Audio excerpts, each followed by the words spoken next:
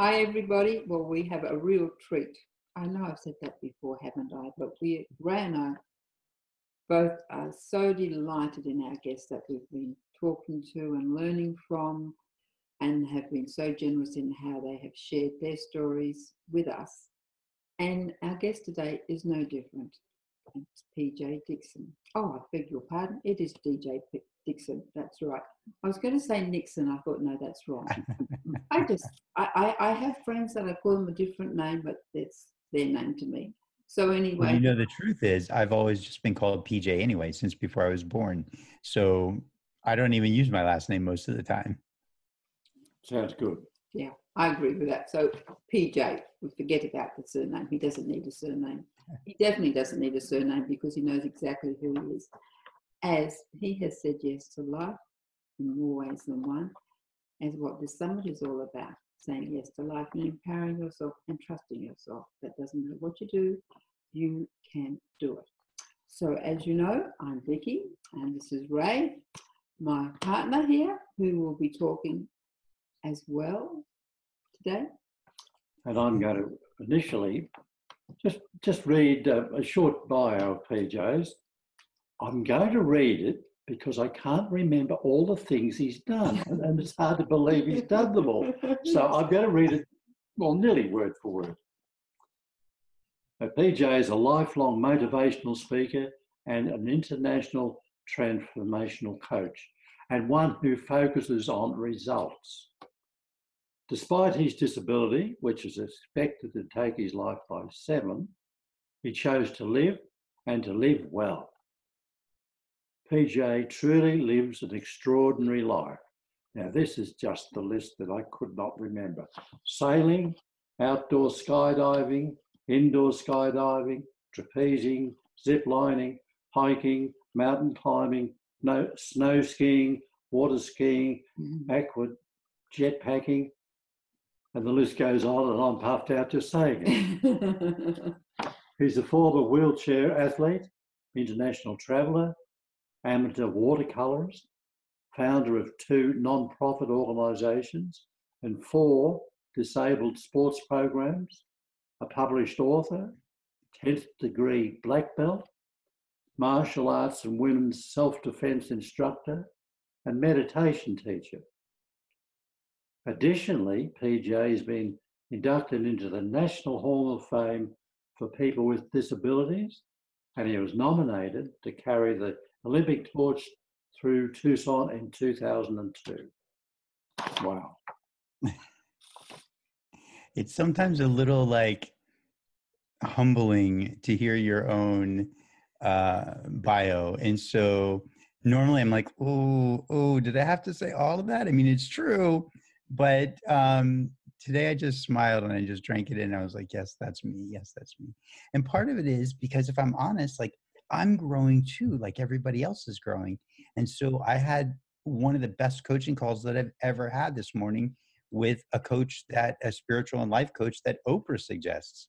And so she just blew me wide open in so many amazing ways. And it just spoke just the right words at just the right time for me to hear. Maybe not too much different than other people have said, but for whatever reason, I'm just that's me. And those are the things that I've done. And I don't have to shy away from the fact that I've really lived an amazing, remarkable life. And I'm very fortunate that way, despite my disability. Yes, I think a lot of people don't realise how interesting their story is because it's their life and they go, what's different about my life? And we do tend to forget that we're all unique, we're all different, and we all do have a story. So as this talk today and all our other talks have been about your first aha moment. So let's start there.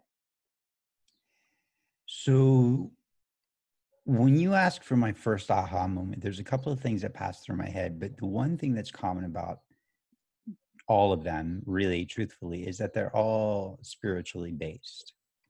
So my first aha moment is not necessarily my first memory, but one of my first memories. And my earliest aha moment is definitely not my first memory, but my oldest memory. That's a little confusing. So let me explain it. I'm going to share something on here that I have very rarely shared. Thank you. Um, Mm. and it's just because I feel it's such an authentic part of who I am.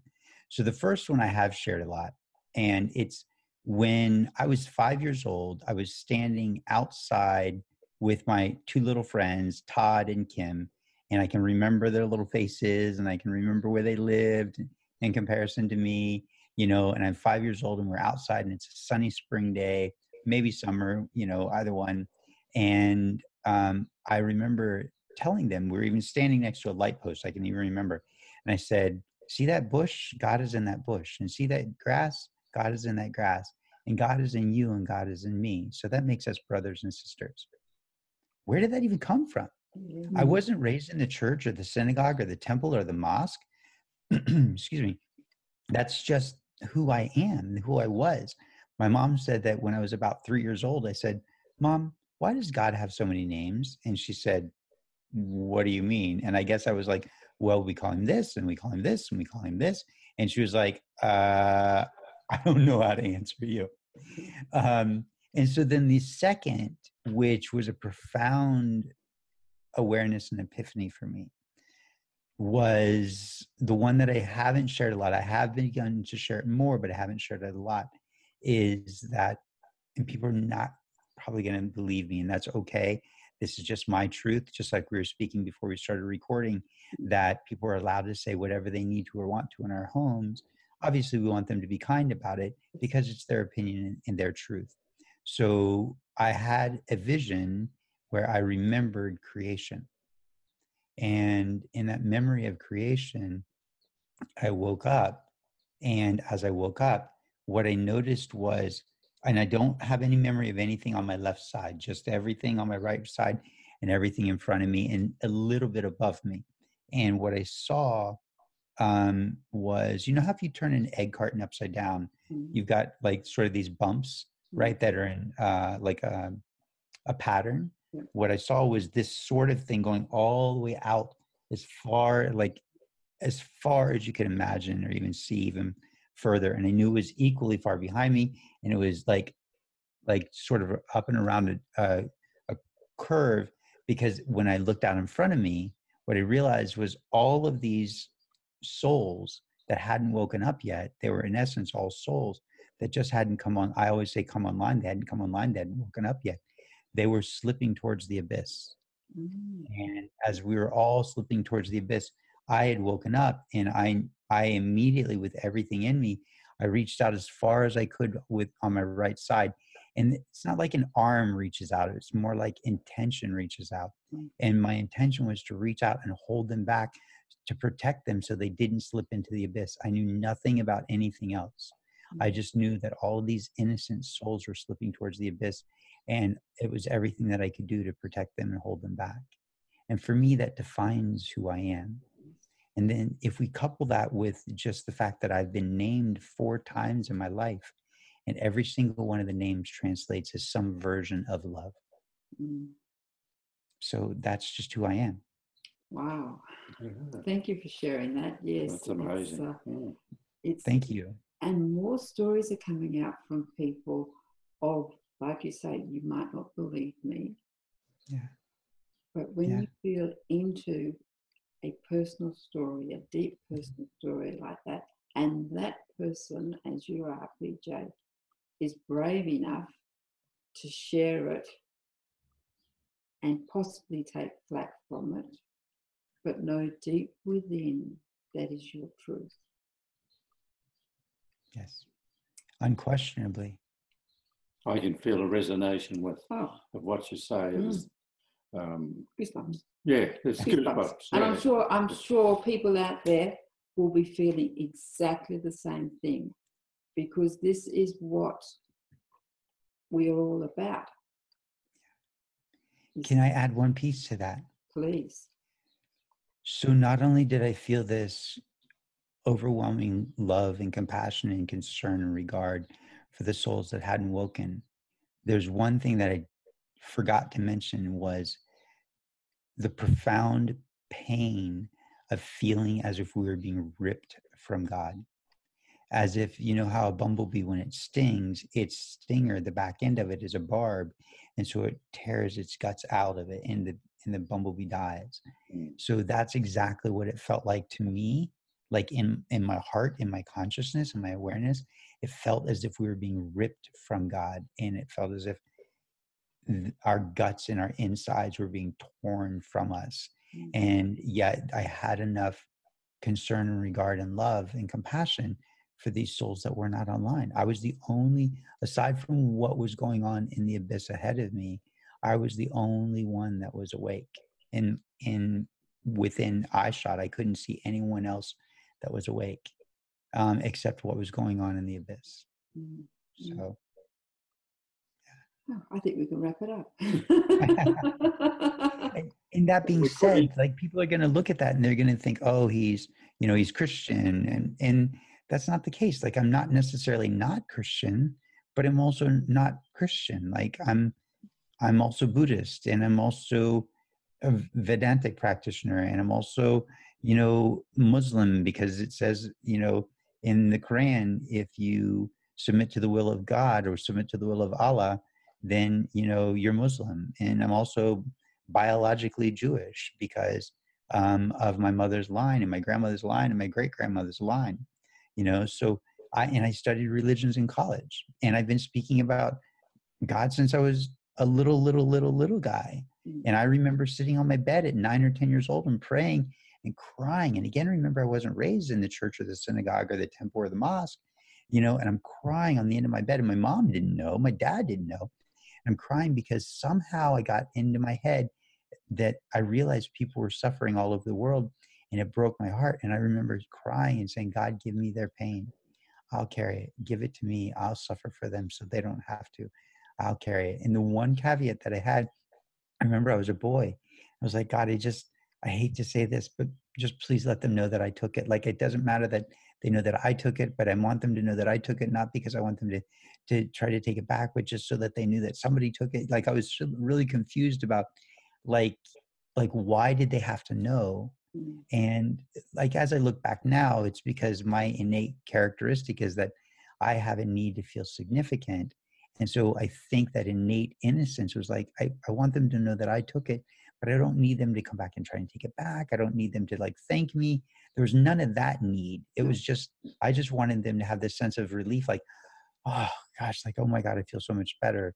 Like, in essence, like, thank you, because that's the only thing that they can exhale. Like, oh my gosh, I feel so much better. Thank you. Like, and that could be to anybody or anything. Right. But I wanted to carry it. I didn't want them to suffer. And this literally even came up today in the conversation with the coach that I had right before this, and, she even referenced that. She's like, I watched something where you talked about that. And she's like, that's the Christ consciousness. And she's like, where I don't normally talk about Jesus. I'm like, I don't either. She's like, this is Christ consciousness, and again, I'm not trying to make myself bigger or better than anybody. I'm just sharing my authenticity. Like, this is what I've witnessed. This is what I've experienced. This is who I've been fortunate enough to be, and fortunate enough to live with and experience. And it's sometimes a detriment, because I look at myself and I say, I want to be a better man. I want to be a good man. And good in my eyes is perfect. Right? Not for anybody else. For everybody else, like, oh, you're great, you're amazing, you're good. Like, let's just refine it a little if you're worried about it. But for me, I'm like, I'm not perfect yet. I'm not perfect yet. I'm not perfect yet. And there's not space for perfection, because perfection means no evolution. And the whole process, the whole intention of creation is evolution. It's experience, it's expansion, it's expression, it's drinking in the juicy and delicious, it's the tasting, the smelling, the feeling, the seeing, the witnessing. Like, that's the juicy, delicious stuff of life. We should be doing that stuff. That's the expression, that's the growth. That's what we're here for. But there's that little piece of me that goes back and says, I'm not good enough because I'm not perfect. So I struggle too. Like, I have amazing highs, and I've got a couple times where I just feel like kicking the can down the street, like, oh, just not quite there. Oh, I'm just not quite there, but in my heart and my soul, I hear God say, and when I look in the mirror, I hear God say, I love you. You're good enough. Right. because we're all just God anyway. We're all just create source energy anyway. There's nothing that I am not that you are not. And there's nothing in the universe, including the space between us, that is not the divine. We cannot be cleaved from God, no matter how much we think about it. And even though there's this idea of that abyss and this feeling and sensation of being drawn out and pulled apart and torn from God, that's just a contrast. That's just an overall experience so that we can make a decision. Contrast, the universe is built on contrast. It allows us to make a decision. It allows us to then have an experience. And then when we have that experience, and we can go, oh my God, I love that. Oh, didn't quite like that so much. I definitely want more of that. I'd never want that again. Yeah. When we make that decision, when we choose that, oh my gosh, that was amazing. Evolution happens in so many ways, and we grow in such beautiful, great, profound ways. And other people grow because of us. But when we choose that, oh, I don't know, I don't really want to do that, but I guess I have to. I'm obligated to go back to this job. I'm obligated to be in this relationship. I'm obligated. No, you're not obligated to any of that. That's contrast. That brings you down. That pulls you away from. That explores the dark when most people want to explore the light. It's all available for you. It's all available. You have the choice. You can go in any direction you want. The problem is most people don't want enough to make a decision. They spend their time in reaction, which means they lose the opportunity to make a choice instead of choosing response. Response is freedom. Reaction is a slave action. A response is a choice. And because there's a choice, there's freedom. Yes. Absolutely. Yes. And a lot of people that live in fear, and that holds them back. Yeah. So then because they live in fear, I'm actually giving a talk tomorrow night on fear, because that fear then not only holds them back, but it causes them to live in reaction. They're not making a choice. Their unconscious mind is making a choice. Their limbic system, their fight or flight consciousness is making that choice. And I call it their protection protocol. They're in survival mode, right? So I make a very clear distinction between you, the conscious you, and it, the unconscious you. In this case, that fear is it. Now, fear has some value, but most of the time, the fear, is actually holding us back. And really, it's not a reality. You build it up, and the more you feel and think about it, the bigger it gets. It's just like a, bang, big explosion. Yeah. So you talked about being obligated, and I have up here your obligation to others. What about your obligation to you, which is really what you were saying? So we do feel obligated that we have to say yes to everybody, and we don't say yes to ourselves. What's your advice or words of wisdom that you feel somebody can actually step out of being obligated or feeling that they have to be the good little girl even though they're 40 or 50, or the proper man who looks after his family and does the right thing, as we are so conditioned to these beliefs? I'm going to be quiet for just a minute because I want it to come through me instead of from me. Is that okay? Sure. Okay, give me 1 second. Sure. Obligation in and of itself is a choice. It's a choice to give up your power. It's a choice to be a victim. It's a choice to be a slave. No one wants you to remain in a relationship with them out of obligation. They want you to be in the relationship because you genuinely want to be in the relationship. Relationships of obligation are unhealthy for everyone. Yes, there's value because maybe you're bringing in money, maybe you're creating protection or providing protection. Maybe, you're a second parent for the children. Sure, there's some real value in that regards. But what are we teaching the children? What we're teaching the children is that we should choose victimhood and slavery, that we shouldn't be authentic and honest about who we are and why we're there. And many times we choose obligation because we're afraid to choose and be honest with who we are and what we really want. Now, look, I'm not suggesting in relationships, for example, that if you're unhappy, you're like, well, I'm unhappy. And that little guy in the wheelchair just said, we should just run away and do whatever it is that we want. And it's not at all what I'm saying. Like, let's look for a second and go, am I running away because I'm in a reaction and I'm knee jerking? Or Am I actually sitting down and making a conscious choice? Like, let me weigh this out. How have I shown up? Have I shown up? Am I showing up in the way that I like? And am I showing up in a way that I'm proud of? If I'm not, can I reshift that? Can I change that? Can I look at the way that I've been in comparison to the way that I'd like to be, and then make a decision from there? Can I then move forward with either becoming a better partner or saying, hey, this just doesn't work for me. Let's take the next step and move towards a space of freedom for both of us. The vast majority of human beings, when you ask them what they want, are going to go through a cycle. And that part of the two last pieces of that cycle are when you say, well, why do you want that? Well, why do you want that? Well, why do you want that? They always come down to two things: freedom. Why do you want that? Because it's happiness, because that's where I'm going to be happy. If you're not living authentically, you're not happy. You're living out of obligation. That obligation is a cancer waiting to happen. Release yourself from that immediately by sitting down and saying, okay, this doesn't work for me. Now, there's a lot of things in my life that may not be working for me. So what's the one thing that I can work on right now? What's the small thing? A lot of people are like, no, tackle the big one. In this particular case, I'd say, let's tackle a small one and build up some momentum so that you've got the willpower and the strength and the inertia to move you into a life and the light that you want to be and express and share and show up and within this world. So start with something small and go, what's not working for me that's small that I can and should change? Sometimes it's your diet. Sometimes it's like actually setting standards for yourself. For example, a couple of days ago, I had a client on a call with me, and I said, let's talk about your standards. And she was like, oh, my standards? Well, what do you mean? And she was, in breakup. She was in the midst of a breakup.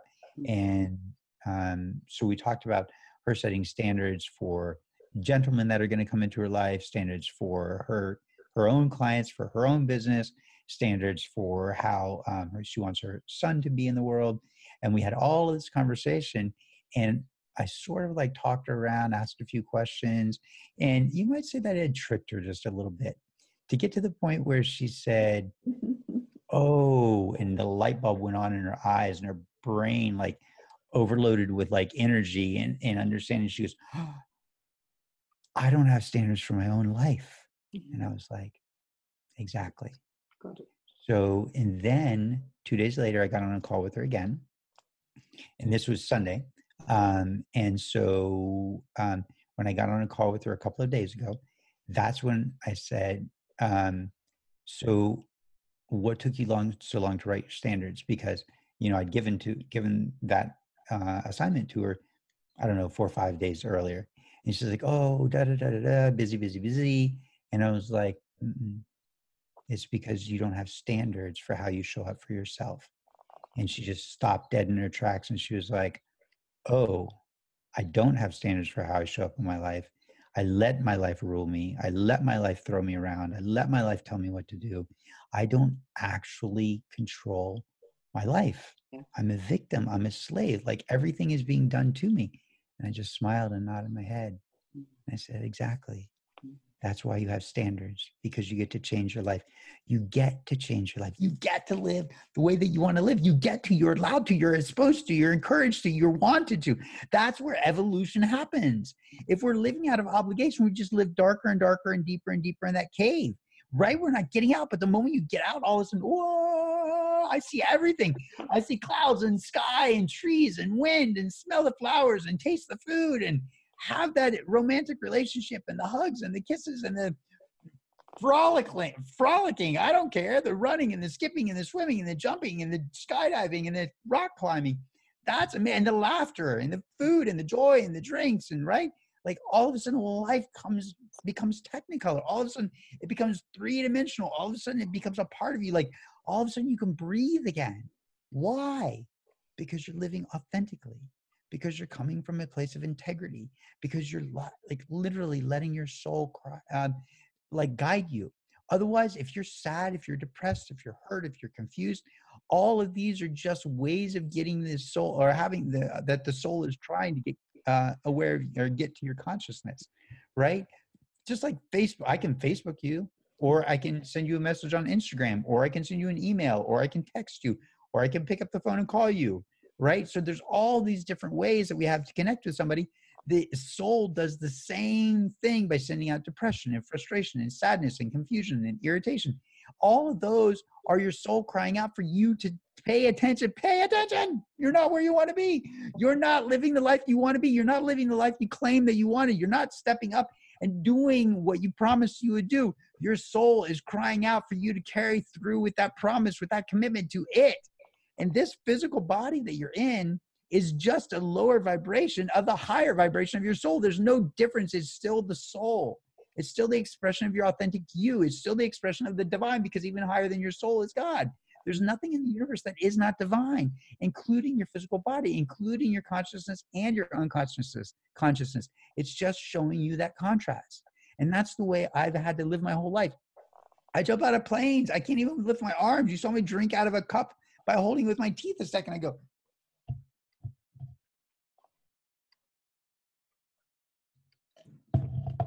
Look, Mom, no hands, right? Like I can't use my arms very well. My little fingers don't move, right? They haven't moved in years. It doesn't mean that I can't write. I paint with my mouth. Yes. You find a way. I am contrast. And I am also freedom because of that contrast. And so are you. When you look at obligation versus real true desire, if you look at the root of if you break the word desire into its two pieces, desire of or from the Father, right? Now, you don't have to be spiritual or Christian or whatever. You don't have to even be spiritual for all I care. Look at that word desire and take out the word sire, right? And let's put it let's replace it instead of father, let's replace it with energy, the original energy that you were created with, right? Because we're all just energy. We're all just quantum energy. It comes from the quantum energy field. Right? If you want to be biological or chemical or energetic or scientific about it, that's all we are. So the problem is that we're not living up to that standard because we look at society and the way that our parents taught us, whether it was intentional or unintentional, and we get sucked in and we go, oh, that's how I'm supposed to be. Well, it's never going to work. I'm always going to be like this. I'm always going to have money problems. No. Maybe yes, if that's the way you choose. The universe is filled with abundance, and it depends. It's literally constantly always flowing abundance into you. The problem is the filter. If you ever remember, I don't know if you or the audience remembers the Play-Doh Fun Factory. You put some Play-Doh in, and it had this little press, like you push down on this little lever, and it would press the Play-Doh down, and it would squish the Play-Doh out of a hole. Now the whole you're in front. All right. So, but what you would do is you'd put a filter in front of it. Sometimes it would push out spaghetti. Sometimes it would push out a shape of a star. Sometimes it would push out the shape of a diamond or a triangle or something. So that filter is our own consciousness and our own unconsciousness. So the universe is pouring abundance into us, and we're getting an abundance of how we think. More importantly, we're getting an abundance of how we believe. And what's really important here is to realize that about 95% of our cognitive behavior and beliefs are unconscious. So whatever you have in your life is a result of that filter, and it's probably an unconscious filter. You want to go back in time and you want to undo those and redo the programming. I believe that the doors to your future, the doors to your remarkable future, exist in your past. And so you want to go back and undo, so you put a new filter so that abundance still is pouring through you and it comes out in abundance instead of scarcity. Most people are using a filter of scarcity.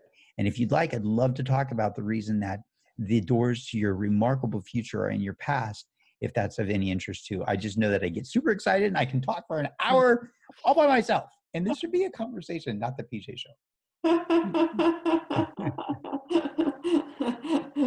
We know you can talk. But I can. Yeah. That was great, because bring the realization to yourself that you set your own standard. And that, I'm feeling, can be the pivotal point of actually making changes. Yeah. Because all of a sudden you're saying, no, that isn't appropriate for me. Right. And basically stepping into your own power. 100%. Yeah. So it's not easy all of a sudden to go, excuse me, I won't allow myself to be treated like that. Good. Whether it's at work, it's in a relationship, it's with your children, even people with their pets.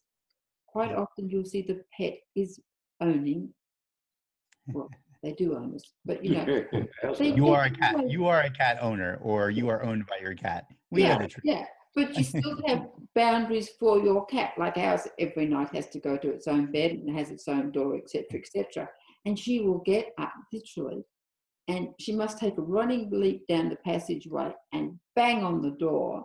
And if I put her to sleep to bed and not do it too tight, she actually can shake it so much that she gets out. Now we could say, oh well, you know, she may as well sleep on the end of the bed. She's no problem. But that's not a good standard for her, and it's not us staying in our own truth of the cat doesn't sleep on our bed. I know that's a very sort of, you know, airy fairy, but I it's think it's so, even more important. I think it's even more important that we look at, are we actually holding those standards for ourselves? yeah. Right? Because you're saying we let all these other people and animals like control us and make decisions for us, right? And what we really need to recognize is that we're doing the same thing with our unconscious mind, Mm, where we, the conscious us, is letting it, the unconscious us, control the we, the us, the me, the I. mm, And that's why we're so unhappy, mm. because we, the I, the conscious us, is not living with integrity. We're living in slavery to the unconscious. Yeah, yeah. Yeah. So that, You also said something about pivot, right? You said this is pivotal. And this is literally probably almost the 10th time in a week that I've had a conversation about pivot. In the martial arts that I teach and train in, I have we have a word, and the word is kaname. Kaname is that little, you know how a Japanese fan, when it opens up, it like in one point at the very bottom is where all the like sort of the ribs of the fan come together. There's a pin, and that pin is called the kaname. That's a pivot point that everything in your life circles around. So everything in your life is circling around that one kaname, that one pivot. And usually that pivot in our lives is our unconscious mind. And it's the beliefs, and that belief that you have that you're not good enough, that you're not deserving, that you're not worthy, that you're never going to figure it out, you're afraid, you're not, whatever it is, right? That is what everything else in your whole life pivots around. So if you go back in your past mm, and start to look at that, you start to look at everything somebody has said to you, and everything, whether they've said it intentionally or unintentionally, whether they intentionally trained you or they unintentionally trained you, whether you intentionally learned something from them or unintentionally learned something from them, you still learn something. And when that programming occurred, and usually you only had one piece of program, you weren't given options. It wasn't like, oh, we believe this in our family, and you can also look at it like this, or you could believe this. It was, no, we believe this, boom. And all of a sudden you go, oh, I guess we believe this, which yeah. then changes your thinking, changes your emotions, which changes your actions, which changes your end result. So you have to go back to that kaname. You have to go back to that pivot, just exactly like you said. You have to go back to that belief. Why am I here? What's that belief? Where did it come from? And I need to change that. I need to shift that. So if I've got another alternative, I just take that pin out and I put a different pin in. Now the fans maybe will show up differently, right? Does that make sense? Yes, yes, it Good does. analogy. Yes, yes. Yeah. And I mean, taking that back to the family, I mean, we all get together at Christmas time. Okay. But you don't see each other the rest of the year or whatever. But no, but that's family tradition. Yeah. Ah, that's a good one. We won't go further on that subject, will we? I can. I absolutely can. but that is it. We are drawn into being conditioned Mhm. in so many ways that we just, like the sheep, follow each other and hope that there's going to be some food at the end, and we don't really know what's going to be there until Yeah. we start driving it and making, for me, our own traditions for ourselves. But you know what?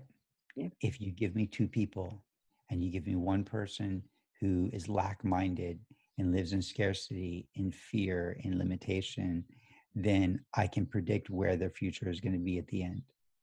And if you give me somebody else who is courageous and willing to try, even if they're fearful, even if they're afraid, but they're still willing to try. They're willing to make that discovery. They're willing to explore.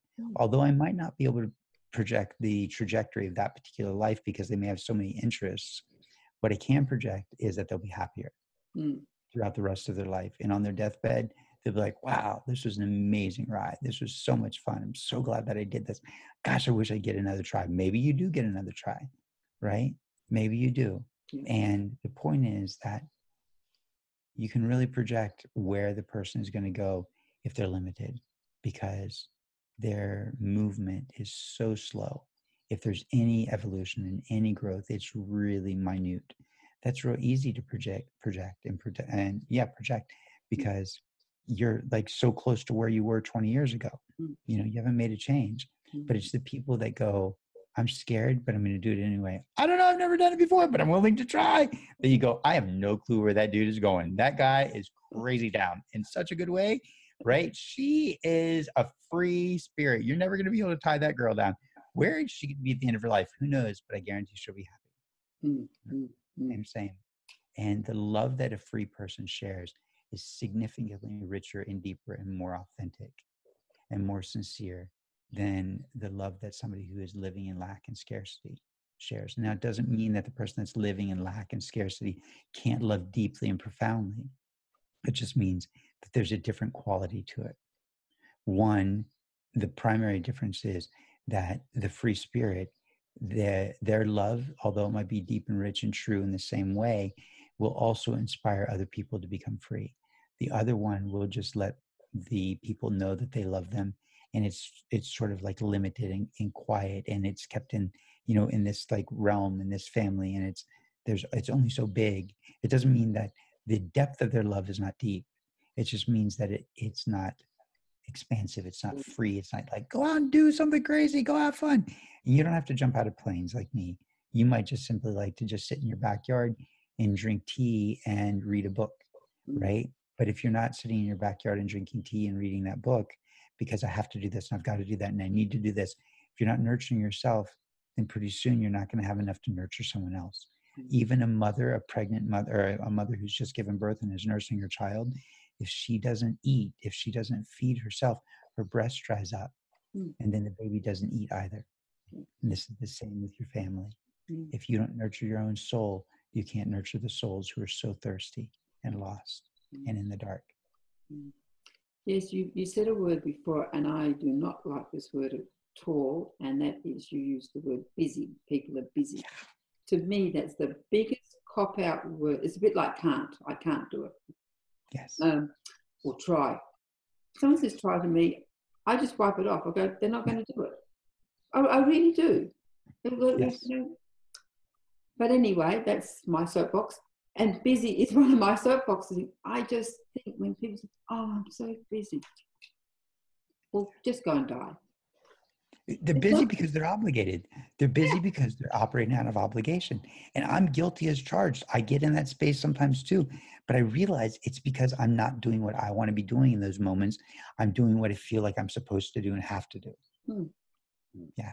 Guilty as charged. Yeah. Right? When I see it, I make the correction, and then I slip back, and then I make the correction, and then I slip back, and then make the correction.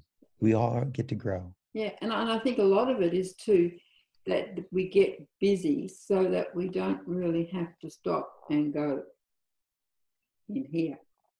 It's a time issue. And when you don't have enough time, when you're scarcity of time, you're actually saying, I have intimacy issues, right? Because if I spend time with you, we might get intimate. You might find, I don't mean sexual, but I mean like you might see where I'm sad or I'm weak or I'm scared or I'm worried, right? So we don't like to do that. We all find ourselves in that state every once in a while.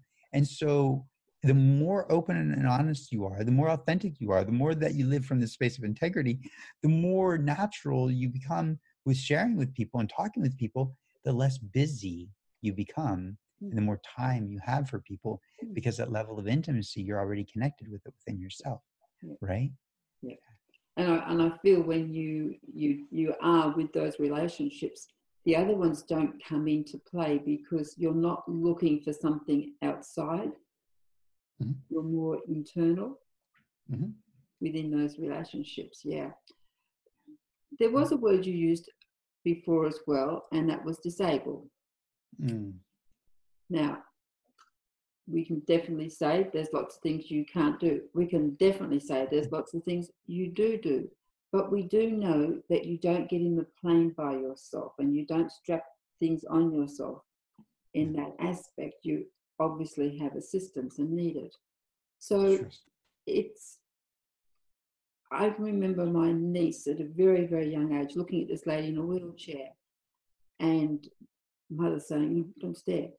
And the lady said, that's okay. She probably doesn't see people in a wheelchair. And she actually explained to the child, which I thought was beautiful at the time, many, many years ago. And but now, I mean, we're so much more open. We, by law, there's things passed that we have to have access and things like that. What do you feel can change the perception of the word disabled so we can still use it, but with the compassion for somebody who is disabled?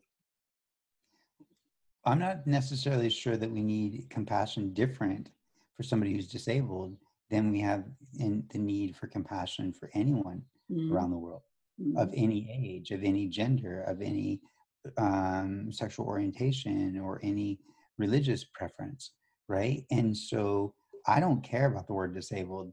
When I was a kid, I was one of the first children in the United States to be mainstreamed, meaning I was one of the first children to go to a regular school and not go to a school for disabled people. And I wasn't put into any disabled classroom because I was mainstreamed, and I don't think that they even had disabled classrooms at that time. And so for me, my whole life, I've just known, like, what do you want? Go for it, right? I was raised in a household where if you think you can or you think you can't, you're right. And so try didn't exist in my household. Can't didn't exist in my household. Find a way existed. And so the word try did exist a little bit, where my mom would say, you can get it, keep trying, and she'd walk away. And I'm like, because she knew that if I kept trying, eventually I'd figure it out. So, but there's a difference between keep trying and I tried, or I'll try to do that, which is that lack of commitment, like you said. But as far as the way that we can look at that word, like, first of all, let's look at people with compassion all the way across the board, whether it's, a disabled person or an innocent child or an elderly person. Like, let's look at that compassion across, or a single mom or whatever, right? Let's look at that compassion. Secondly, I don't care. My friends jokingly, call me crippled, and that would be so offensive to people. I'm sure some people heard me say that, crippled, and they're just like, oh God, like it's like fingernails on a chalkboard to some people, but look, I'm the one with a disability and I don't care because my friends are totally making a joke, right? And if we can't see where we are and look at our limitations and joke about the limitations and then move beyond the limitations, then what we do is we box ourselves in and we say, oh, well, we just have to stay here. So then the word went from that to handicapped, and then people tried the word handicapable, but that feels, I'm not going to lie, that feels so patronizing. You're not handicapped, little guy, you're handicapable. Fuck up, little camper. Whatever, dude. Like, I have a disability. Like, let me be honest. I have a disability. I'm physically 4 feet tall in my wheelchair, 5'1" maybe if you stood me up and stretched me out. I have a crazy curvature in my spine. You saw me sit back right now. My shoulder blades are hooked to the back of my chair. So I feel, I look a little rigid, but there's still a curvature in my spine. You can see my rib cage is out, where, like, no lie, a little 2-year-old could climb between my back and the back of the wheelchair that I'm sitting against right now, because that's the nature of the curvature. When I sit forward like this, my belly button is now literally sitting on the seat between my thighs, and then my back arches up, so I'm sitting basically upright. So I definitely have a disability, but does the disability make me a victim? Right? Because I have a disability, does that make me not be able to find the ability to accomplish the task? No, there's always a way. We can always find a way to accomplish the task. I have a friend of mine who is, he was a star wheelchair basketball player. He was a star wheelchair tennis player. He's still one of my very good friends, a former roommate in college, definitely an amazing wheelchair athlete. And I'm not in any regards as strong of an athlete as he is in those regards. And he and I had this big conversation. Like, I'm not disabled. I'm, what do you say? Like, I'm differently abled. And I was like, Yeah, good. whatever, dude, you're still disabled. Like, you know, we can argue about the can't even think of the word, like the politically correctness of it. But it's just a word. Like, it's just a word. It doesn't mean anything unless you attach a bunch of meanings to it. The meaning that you attach to disabled or handicapped or handicapable or differently abled or crippled, those are your meanings.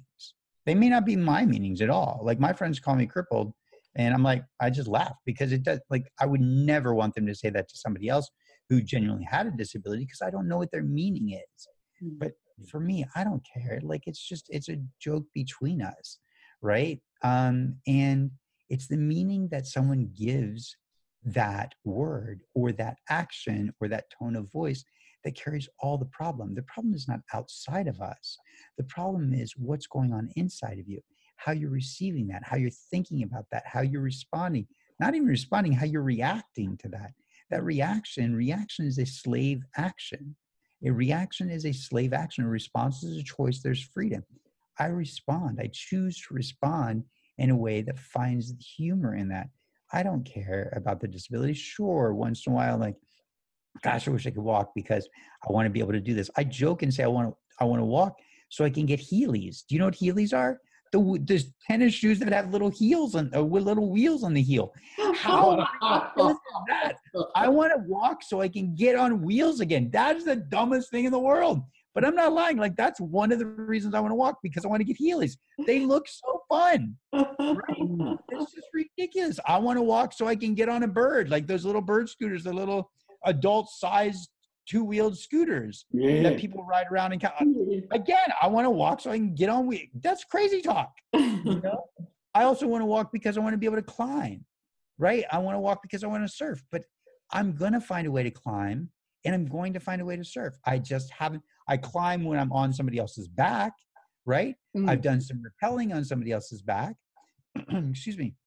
But that's not like that. I want to do it a different way. I want to find another way, but I will surf. There's no doubt in my mind. I don't stand. I'll do it sitting down. I will find a way, because that's what I want to do. That's important to me. So if you're concerned about what to say, just say disabled. If somebody corrects you and says, well, I'm actually differently abled. Okay, cool. Sorry about that. That's a pretty cool term. Why do you prefer that? Just ask them. Why do they prefer that? They go, oh, I really like I like to believe that I can do anything. I just do it differently than you. Oh, that's really cool. Like, I like that. I think we should all have that attitude. And then go on. Like, if we make a big deal of it, it just creates just, dissension and differences and disagreement and discord. And we fall apart from each other. Right? I don't care what you call me.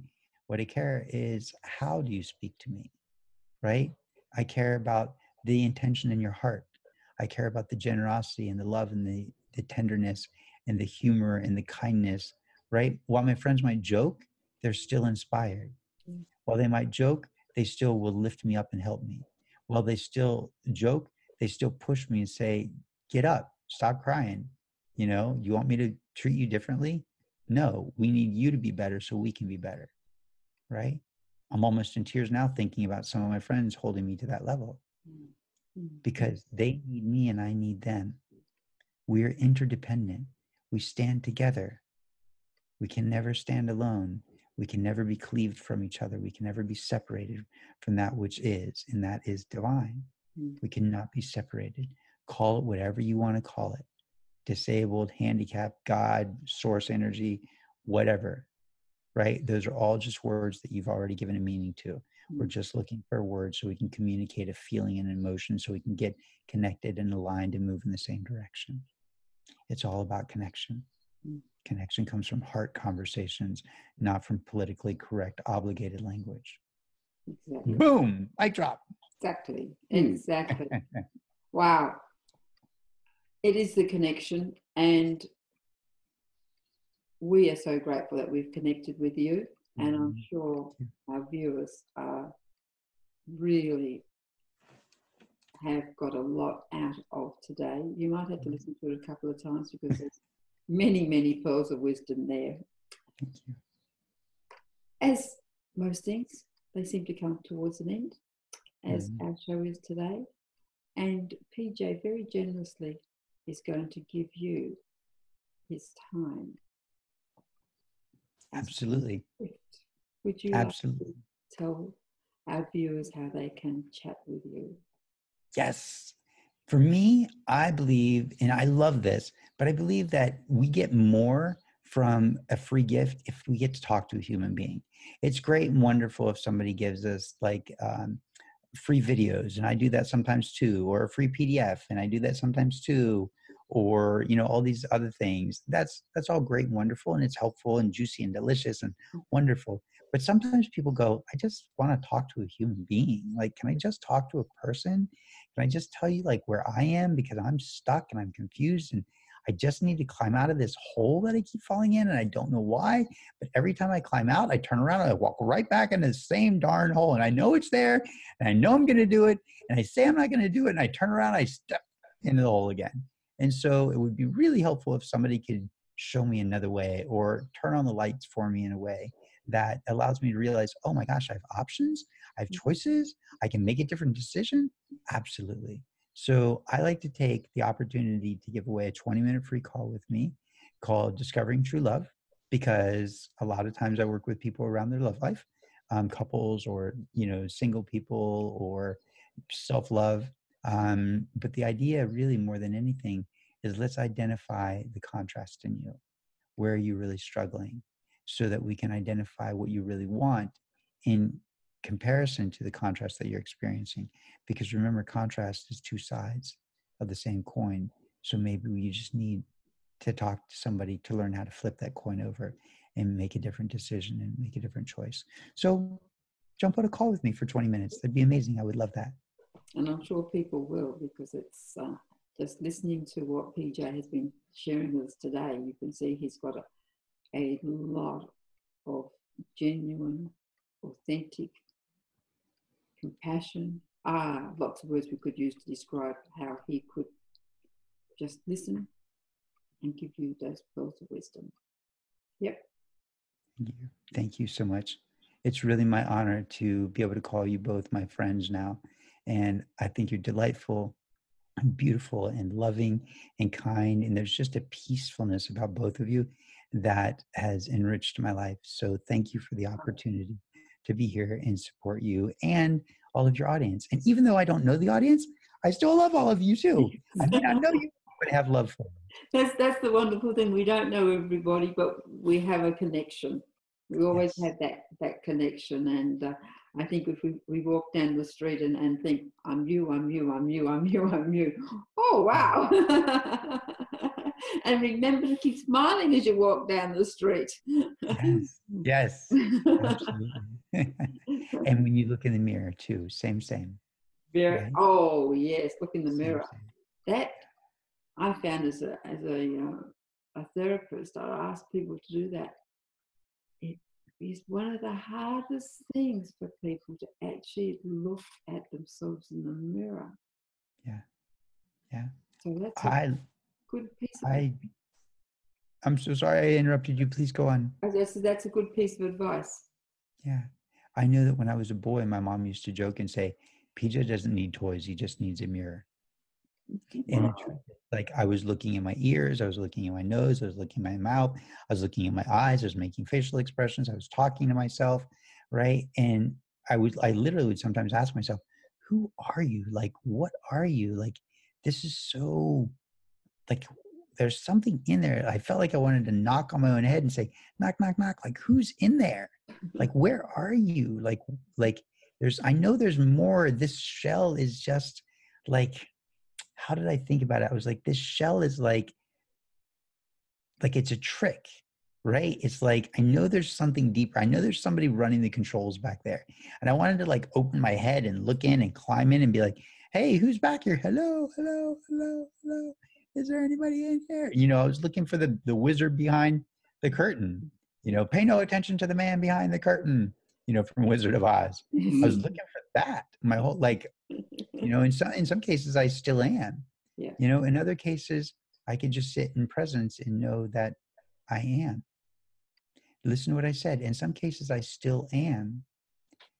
And some days, I just sit and know I am. Being in the present moment is limiting. Although juicy and delicious and wonderful and way more wonderful than living in the past or getting stuck in the what ifs of the future. But being in the present is limiting. Being in the presence is liberating. Thank you. On that, I think we will give it a wrap, as they say in the movies. Yep. So Very profound. yes, it is. That's a great ending of a wonderful interview. Thank you, PJ, and thank you for listening. And we'll be back tomorrow. Wow! But not Super with fun. PJ. No, not with PJ. We'll have someone else. Yeah, another delightful gentleman we're having tomorrow. So we will say thank you. Namaste, everyone. Namaste. Namaste.